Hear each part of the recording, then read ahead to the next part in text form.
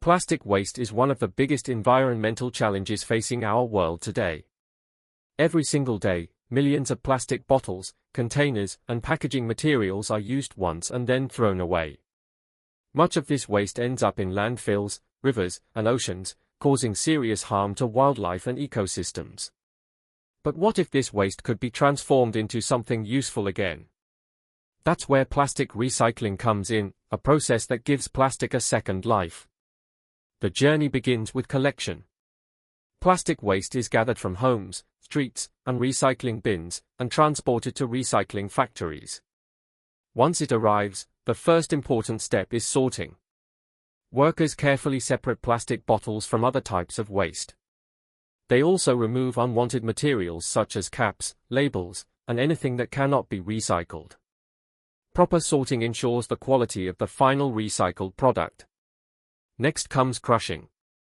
The sorted plastic bottles are fed into powerful machines that break them down into small pieces called flakes. These flakes are much easier to handle and prepare for the next stages of the process. After crushing, the plastic flakes go through a thorough washing process. They are placed in large tanks filled with water where dirt, glue, and leftover labels are removed. Clean plastic is essential for producing high-quality recycled materials. Once washed, the flakes are dried using hot air machines. Removing moisture is important before the plastic can be melted.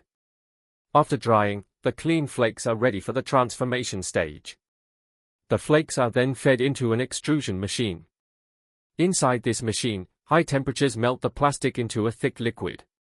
This molten plastic is pushed through metal molds, forming long, thin strands. This stage is known as extrusion. These plastic strands are then cooled by passing through water tanks. As they cool down, they solidify into firm shapes. The solid strands are now ready for the next step, pelletizing.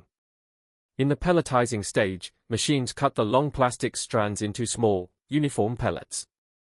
These pellets are the final recycled form of plastic.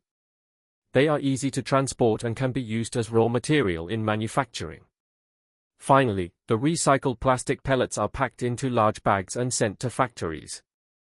These factories use the pellets to create new products such as bottles, containers, furniture, and even clothing.